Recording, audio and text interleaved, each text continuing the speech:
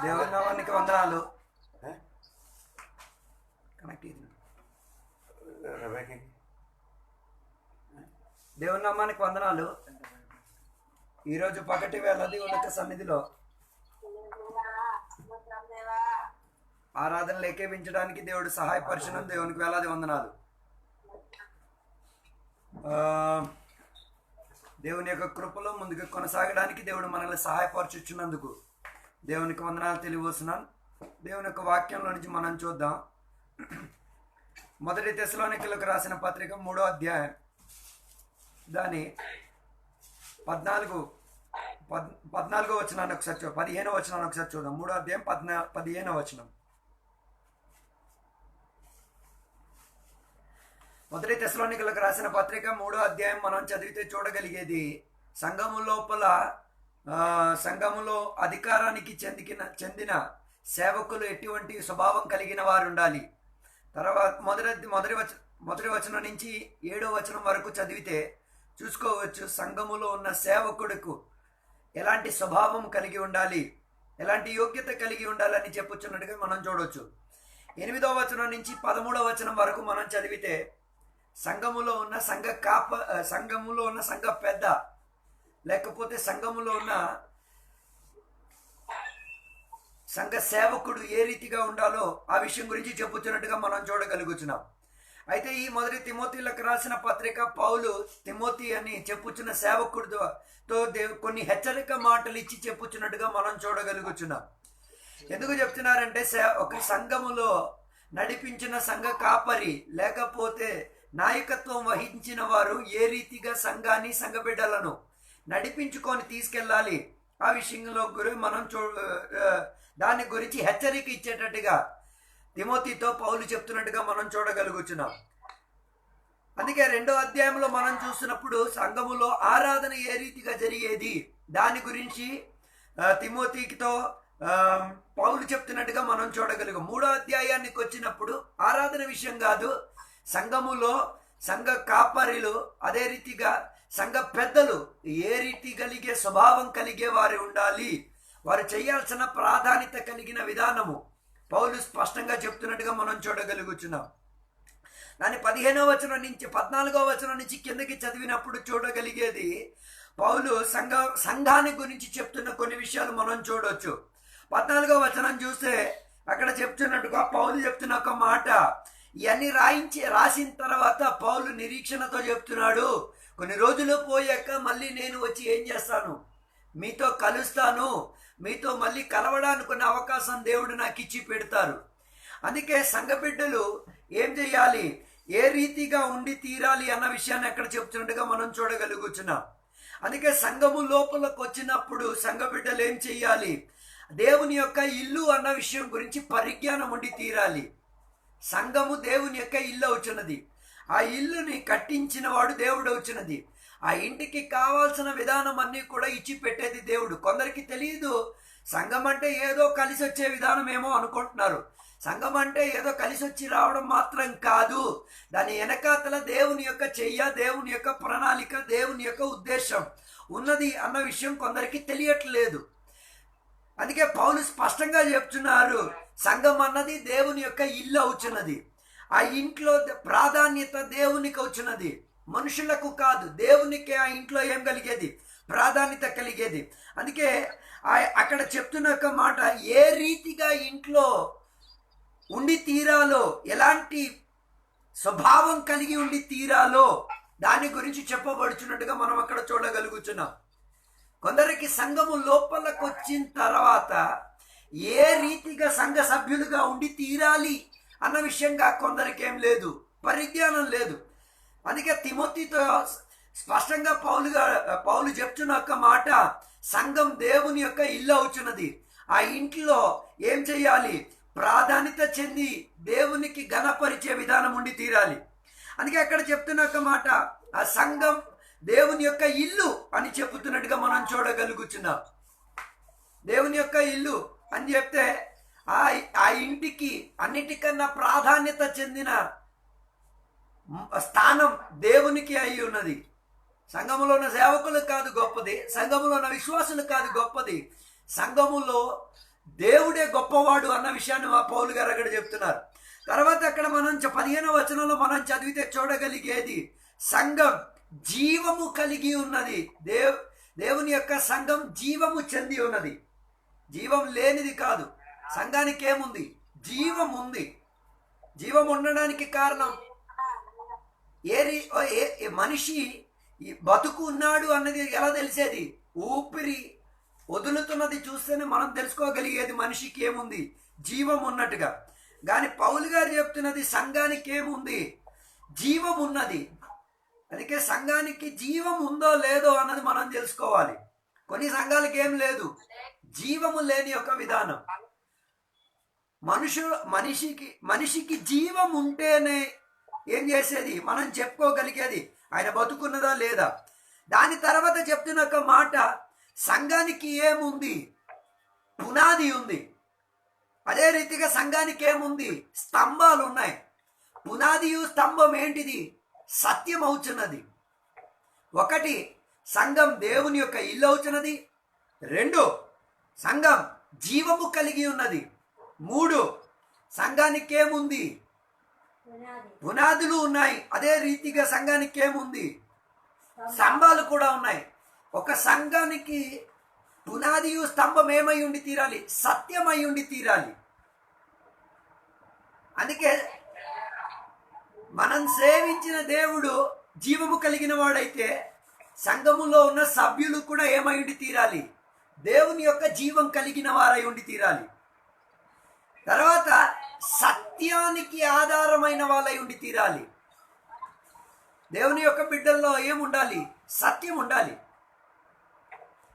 అందుకే పౌలు అక్కడ చెప్తున్న ఒక మాట, సంఘానికి ఏముంది? పునాది ఉంది. అదే రీతిగా స్తంభాలు ఉన్నాయి. ఒక ఇంటికి పునాది లేకపోతే ఇల్లు ఏం చేయదు? నిలబడదు. ఒక ఇంటికి స్తంభాలు లేకపోతే ఇల్లు ఏమవ్వదు? నిలబడే ఒక ఛాన్స్ ఉండదు. చాలా మంది దేవునిలో ఉన్నారు కానీ వారికి ఏం లేదు, స్తంభం లేదు, పునాది లేదు. అందుకే బైబిల్ స్పష్టంగా చెప్తున్నది, యేసు ప్రభు వారే అన్నిటికీ ఏమవుతున్నది? మూలరాయి అవుతున్నది. 2 మూలను ఏం చేసేది? కలిపేవాడు యేసయ్య అవుతున్నది. అందుకే యేసయ్యలో ఏం లేదు, అబద్ధం లేదు, సత్యమే ఉన్నది. అందుకే యేసయ్యతో అంటు కట్టుకొని ఏం చెయ్యాలి? సంఘం ఏం చేయాలి? కట్టబడి ఉండి తీరాలి. అందుకే సంఘం గురించి పౌలు గారు 3 విషయాలు చెప్పారు. 1, దేవుని యొక్క ఇల్లు. ఆ ఇంట్లో ఏం చేయాలి? అందరూ కలిసిమెలిసి ఉండాలి. 2, సంఘం ఏమై ఉండి తీరాలి? అది జీవము కలిగిన ఒక చోటై ఉండి తీరాలి. 3, దానికి ఏముండాలి? పునాది ఉండాలి. అదే రీతిగా ఏముండాలి? స్తంభాలు ఉండి తీరాలి. అది సత్యముపై ఆధారమై ఉన్నది. సత్యము లేకపోతే ఏముండదు? సంఘం స్థిరత్వం కలిగి నిలబడి ఉండి తీరదు. సంఘం దేవుని యొక్క ఇల్లు కాకపోతే అది దేవుడు ఆశించిన సంఘం కాదు. 2, సంఘం జీవముతో ఉన్న ఒక విధానం కాకపోతే అదేం కాదు, దేవుని యొక్క సంఘం కాదు. 3, సంఘానికి ఏముండాలి? పునాది ఉండాలి. అదే రీతిగా ఏముండాలి? స్తంభం ఉండాలి. ఆ స్తంభమే దేనిపైన ఉండి తీరాలి? సత్యానికి ఆధారమై ఉండి తీరాలి. దాని తర్వాత చెప్తున్న ఒక మాట మనం చూడగలిగేది 16వ వచనంలో చూస్తే మనం ఆ సంఘానికి ఏముంది? పరిశుద్ధత అని చెప్తున్న మర్మం ఉంది. ఏముంది? పరిశుద్ధత ఉంది ఆ సంఘానికి. దాని తర్వాత 16వ వచనంలో మనం చదివితే చూడగలిగేది ఆ సంఘానికి ఆధారభూతం ఏమవుతున్నది? యేసుక్రీస్తు వారు అవుతున్నది. తర్వాత చెప్పుచున్న 16వ వచనం కిందకి చదివితే మనం చూడగలిగేది ఆ సంఘానికి ప్రాధాన్యత చెందినవాడు యేసుక్రీస్తు వారు అవుతున్నది. అందుకే 16వ వచనం చక్కగా చెప్తున్న ఒక మాట చూస్తే యేసుక్రీస్తు వారి యొక్క శారీరకలో ప్రత్యక్షమైన విధానం గురించి చెప్తున్నది. ఆత్మలో తనకున్న స్పందన గురించి చెప్తున్నది. దేవదూతలు ఆయనకి కనిపించిన విధానం, యేసయ్య గురించి పరిచర్య చేయబడాలి, ప్రజలు యేసయ్యను నమ్ముకు తీరాలి. తర్వాత యేసయ్య పరలోకాన్ని ఆరోహణమైన విషయం గురించి ఏం చేయాలి? తెలియపరిచే యొక్క విధానమై ఉండి తీరాలి. అందుకే పౌలు తిమోతితో స్పష్టంగా చెప్తున్నది, దేవుని యొక్క ఇల్లుగా ఏం చేయాలి? ఎఫెసీయ సంఘం మారి తీరాలి. 2, దేవుని యొక్క సంఘం ఏమైతే ఉండాలి? జీవము కలిగిన ఒక సంఘమై ఉండి తీరాలి. 3, దాని పునాదియు దాని గోడలు ఏమై ఉండి తీరాలి? సత్యానికి ఆధారం చెంది తీరాలి. 4, సంఘానికి ఏముండాలి? పరిశుద్ధత ఉండి తీరాలి. సంఘానికి పరిశుద్ధత అంటే సంఘ బిడ్డల్లో కూడా ఏముండాలి? పరిశుద్ధత ఉండాలి. అందరి దేవునిలో పరిశుద్ధత ఉందంటే సంఘ బిడ్డల్లో కూడా ఏముండి తీరాలి? పరిశుద్ధత ఉండి తీరాలి. 5, ఆ సంఘములో క్రీస్తు ప్రభుత్వం అయి ఉండి తీరాలి. అందుకే ఇవన్నీ చెప్పడానికున్న కారణం ఏంటిదంటే, ఇలాంటి యొక్క సంఘానికి ఏం కావాలి? నాయకులు కావాలి. అందుకే పౌలు గారు 3వ అధ్యాయం 1వ వచనంలో చెప్తున్న ఒక మాట మనం చూస్తే, ఈ సంఘానికి నాయకులు ఎటువంటి వారిగా ఉండి తీరాలి? ఎవడైనా అధ్యక్షుని పదవిని ఆశించిన ఏడల అట్టివాడు దొడ్డ పనిని అపేక్షించుచున్నాడను మాట నమ్మదగినది. అక్కడ చదివిన మాట మనం చూస్తే, ఈ సంఘములో చాలా మంది ఏమవ్వడానికి ఆశపడేవాళ్ళు? అధ్యక్షులు అవ్వడానికి ఆశపడేవాళ్ళు. అధ్యక్షులు అంటే ఆ సంఘానికి ఏం చేసేవారు? నడిపించే నాయకులు. ముందు వారిలో ఏమి ఉండి తీరాలి? ఆత్మిక యోగ్యత ఉన్న వాళ్ళు మాత్రమే ఏం చేసేది? సంఘములో నాయకులై తీరగలిగేది. అందుకే నాయకులై ఉన్న వాళ్ళు, వారికి కలిగిన యోగ్యత ఏం చెప్తున్నది?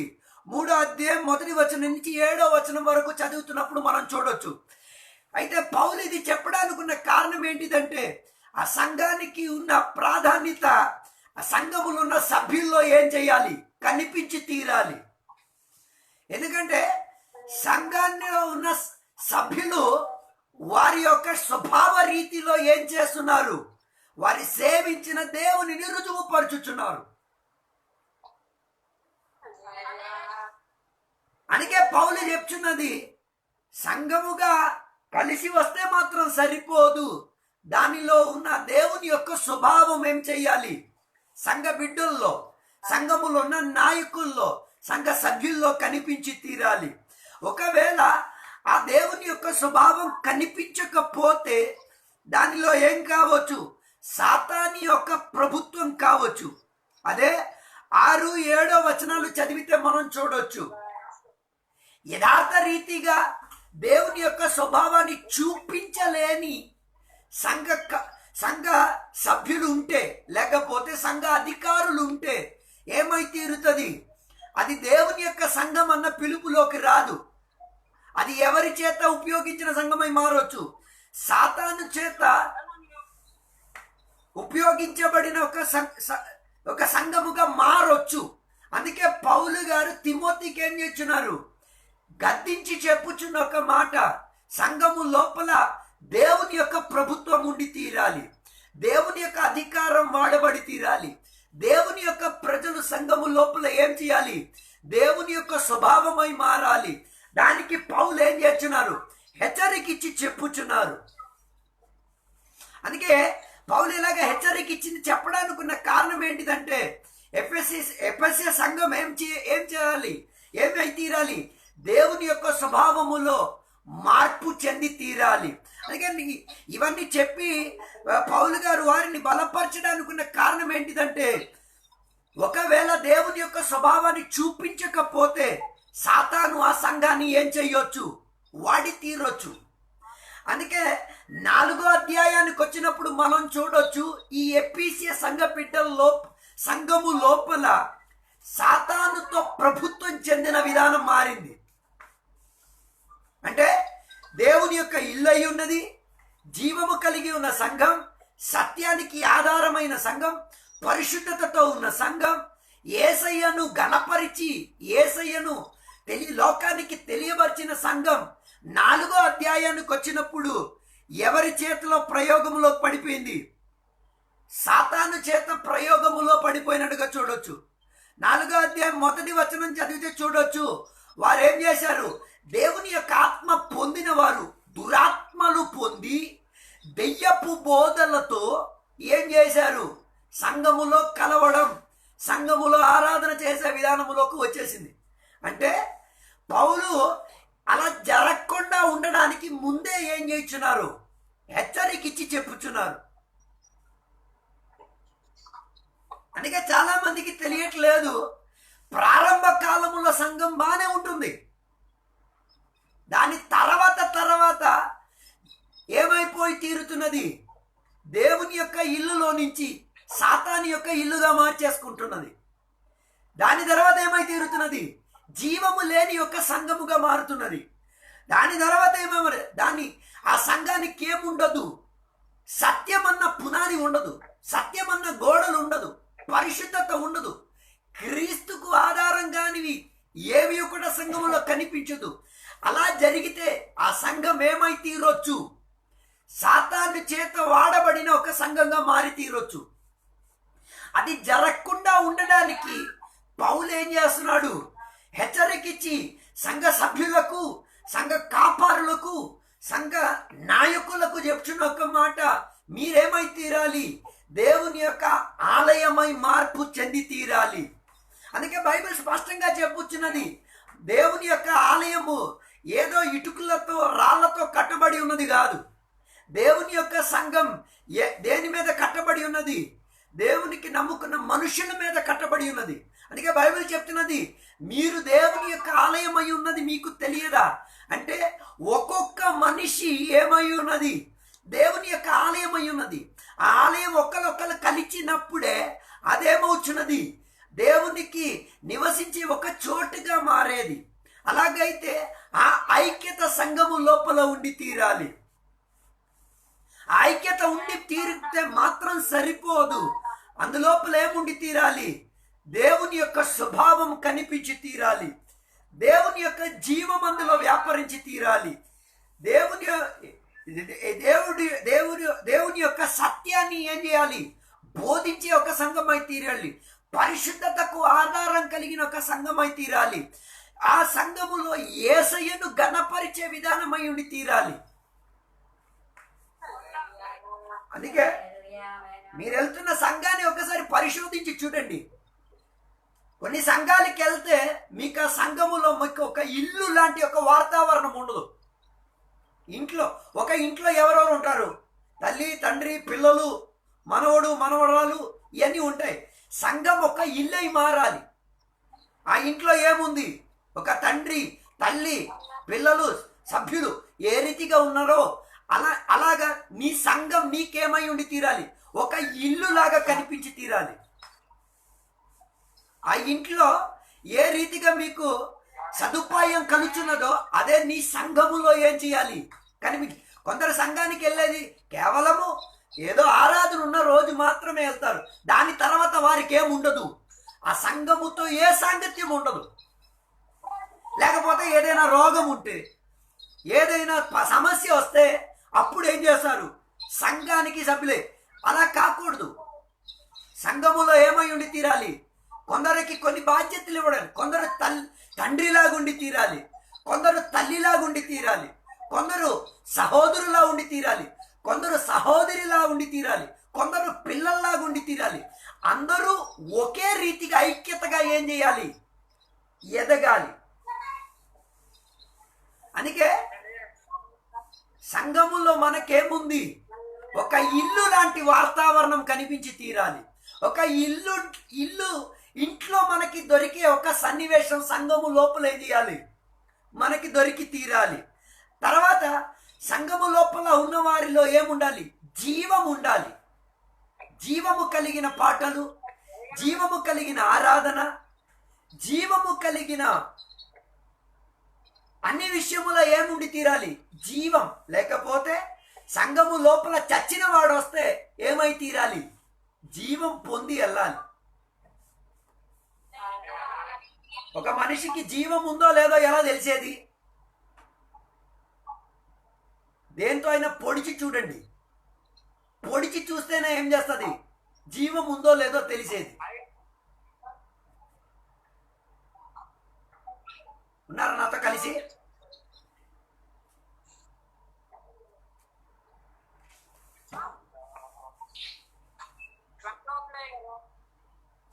ఒక మనిషికి జీవం ఉందో లేదో తెలియాలి అంటే ఏం చేయాలి? ఆయనను ఒకసారి పొడిచి చూస్తే చాలు, మనకి తెలిసిపోవచ్చు ఆ మనిషిలో జీవం ఉందో లేదు. అందుకే కదా యేసయ్య సిలువలో మరణించిన సమయంలో ఆయన బతుకున్నాడా చచ్చాడా లేదా తెలిసిందలాగా ఆయనను ఏం చేశారు? బల్లంతో పొడిచారు. పొడిచినప్పుడే కొందరిలో జీవం ఉందో లేదో అన్నది తెలిసేది. జీవం ఉన్నవారు స్పందిస్తారు. జీవం ఉన్న దానిని ఏం చేస్తారు? రుజువు పరిచి తీరుస్తారు. అందుకే సంఘ బిడ్డల లోపల మాత్రం కాదు, సంఘములో ఉన్న వాతావరణం అన్నీ ఏమై ఉండి తీరాలి? జీవాన్ని ఇచ్చి పెట్టేటట్టుగా ఉండి తీరాలి. ఒకవేళ సంఘము లోపల చచ్చిన వారు వస్తే వారు ఏం పొంది తీరాలి? జీవాన్ని పొంది తీరాలి. వారికి ఏం కలగాలి? జీవం కలిగి తీరాలి. చచ్చిన స్థితిగతిలో నుంచి వారికి ఏం కలగాలి? మార్పు కలిగి తీరాలి. కొన్ని సంఘాలకి వెళ్తే ఏముండదు, అక్కడ జీవం ఉండే యొక్క విధానం ఉండదు.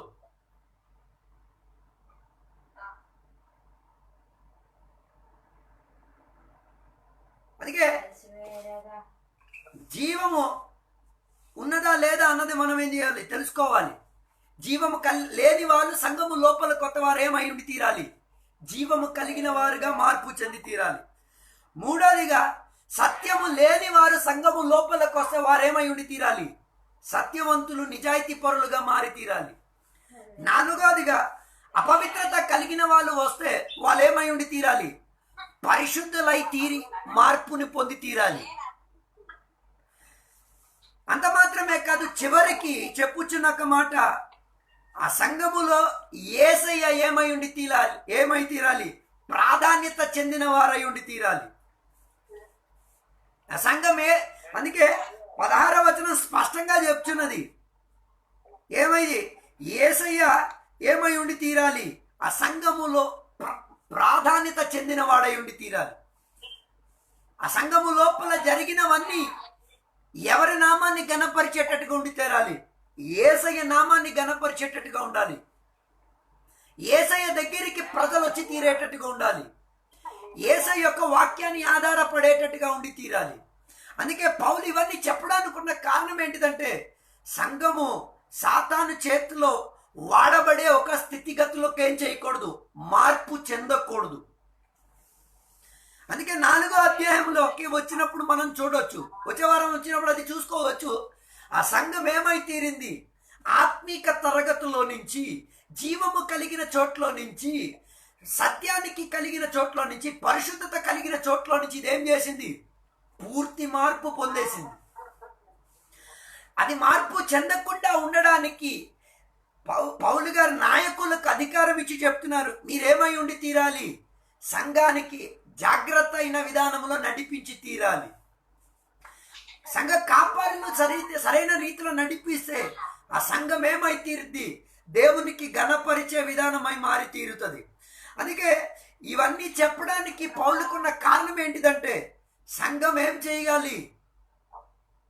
దేవుని యొక్క స్వభావము కలిగే విధానంలో సంఘం ఏం చేయాలి? మార్పు తెచ్చుకొని రావాల్సినది. సంఘ బిడ్డలు కూడా అదే రీతి కలిగిన మార్పు తెచ్చుకొని రావాలి. లేకపోతే ఆ సంఘాన్ని సాతాను ఏం చేయొచ్చు? వాడి నాశనం చెయ్యొచ్చు. లేకపోతే సంఘముగా తయారవడానికి యేసయ్య చేసిన ప్రయత్నాలన్నీ ఏమైపోవచ్చు? వ్యర్థమై తీరొచ్చు. అందుకే ఎవరికి చోటిచ్చి పెట్టుకోకూడదు, సాతానికి చోటిచ్చి పెట్టుకోకూడదు. అదే రీతిగా సాతాని యొక్క తంత్రములు ఏం కాకూడదు. సంఘములో పనిచేసి ఆ సంఘము యొక్క పరిశుద్ధత కోల్పోయే విధానం కాకూడదు. ప్రజలు సాతాను చేత పరీక్షించబడిన ఒక స్థితిలోకి ఏం చేయకూడదు? వెళ్ళకూడదు. దాని కొరకు పౌలు గారు ఈ సంఘానికి ఏం చేస్తున్నారు? తిమోతికి ఈ పత్రికను రాసి రాసి హెచ్చరిక పరుచుచున్నారు. ఈరోజు కూడా దేవుడు అదే హెచ్చరికలో మనకి కూడా చెప్పేది, మన సంఘం, మనం వెళ్తున్న సంఘం ఏమైతే ఉండి తీరాలి, దేవుని యొక్క ఇల్లు అయి ఉండి తీరాలి. ఆ ఇంట్లో వచ్చిన బిడ్డలందరూ కూడా ఇల్లు కలిగే ఒక వాతావరణాన్ని అనుభవించాలి, జీవాన్ని అనుభవించాలి, పరిశుద్ధతను అనుభవించాలి, సత్యములో ఆధారపడి ఉండి తీరాలి, యేసయ్యను ఘనపరిచే విధానమై ఉండి తీరాలి. సాతాని యొక్క క్రియలను ఏం పరిచయం, దూరపరిచే వారిగా ఉండి తీరాలి. అలాగైతే ఈ సంఘాన్ని చేర్చుకోవడానికి ఎవరు వస్తారు? యేసయ్య వస్తారు. ఏ రీతిగా యేసయ్య పరలోకానికి ఆరోహణమయ్యారో అదే రీతిగా యేసయ్య ఏం చేస్తారు? తిరిగి వస్తారు. యేసయ్య వచ్చినప్పుడు రెండు రీతి కలిగిన సంఘం ఉంటుంది. ఒకటి యేసయ్యతో ఎత్తబడిన సంఘం, రెండు యేసయ్య దగ్గర నుంచి విడవబడిన సంఘం. రెండు సంఘాలు ఉన్నాయి. ఒకటి యేసయ్యతో ఎత్తబడిన సంఘం, లేకపోతే దేవుని యొక్క ఇల్లుగా ఉన్నది, పరిశుద్ధత కలిగినది, సత్యానికి ఆధారం కలిగినది, జీవము కలిగినది, యేసయ్యకు ప్రాధాన్యత ఇచ్చిన ఒక సంఘం ఏం చేయబడుతుంది? యేసయ్య రాకడ సమయంలో ఎత్తబడుతుంది. యేసయ్యకు జీవము లేని సంఘము, పరిశుద్ధత లేని సంఘం, సత్యానికి ఆధారం కాని సంఘం, యేసయ్యకు ప్రాధాన్యత ఇవ్వని సంఘం ఏమై తీరుద్ది? విడవబడే ఒక సంఘమై మారిద్ది.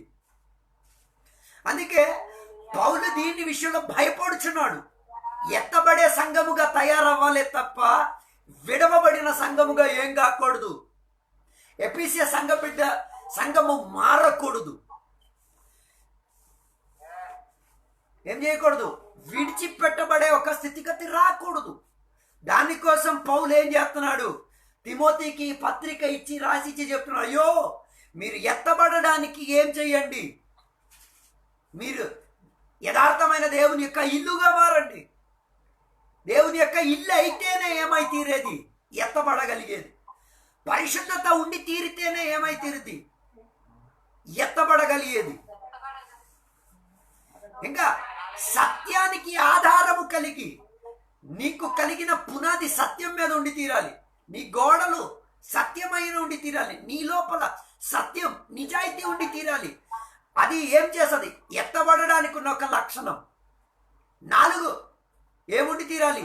పరిశుద్ధత ఉండి తీరాలి. యేసయ్య ఏ రీతిగా పరిశుద్ధుడో అదే రీతిగా మనం కూడా ఏమై ఉండి తీరాలి? పరిశుద్ధులై తీరాలి.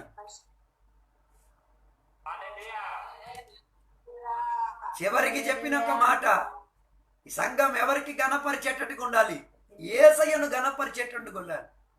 అందుకే 3వ అధ్యాయం 16వ వచనం స్పష్టంగా చెప్తున్నది, యేసయ్య శరీర రూపాన్ని ఏ రీతిగా భూమిలో దిగి వచ్చిందో దాని మూలంగానే ఏం చేసింది? మనకి రక్షణ దొరికింది. ఆయన వచ్చారు. ఆయన యొక్క పరిచర్య మూలంగా ఆయన చేసిన గొప్ప క్రియలు ఏం చేసింది? మనుషులకు రక్షణ ఇచ్చి పెట్టేది. అలాంటి యొక్క రక్షణకు ఆధారం కలిగి జీవిస్తే ఏం చేయగలుగుతాం? యేసయ్య రాకడకు ఎత్తబడే ఒక స్థితిగతి మన జీవితంలో రాగలుగుతుంది. అందుకే ఈరోజు పగటి వేళ మనం కూడా ఏం చేద్దాం? ఎత్తబడడానికి, దేవుని యొక్క రాకడలో ఎత్తబడే విధానముగా మనం ఏం చేసుకుందాం? మన సంఘాన్ని, సంఘ బిడ్డలను ఏం చేసుకుందాం? మార్పులోకి తీసుకొద్దాం. దానికి ప్రాధాన్యతగా సంఘ కాపరి, సంఘ సేవకులు ఏమై ఉండి తీరాలి? దానికి ముందుకొచ్చి వారి వెళ్తున్న సంఘాన్ని చక్కపరుచుకోవడానికి ఉన్న ప్రయత్నం చేసుకోవాలి. అలాగైతే ఎత్తబడే విధానంలో ఈ సంఘం ఏం చేస్తుంది? మార్పు చెందగలుగుతుంది. విడవబడగలిగే ఒక సంఘం అయ్యే ఒక అవకాశం ఏమవ్వదు, రాదు. దానికోసం ప్రయత్నం చేద్దాం. ఈ వాక్యాల ద్వారా దేవుడు దీవించును గాక.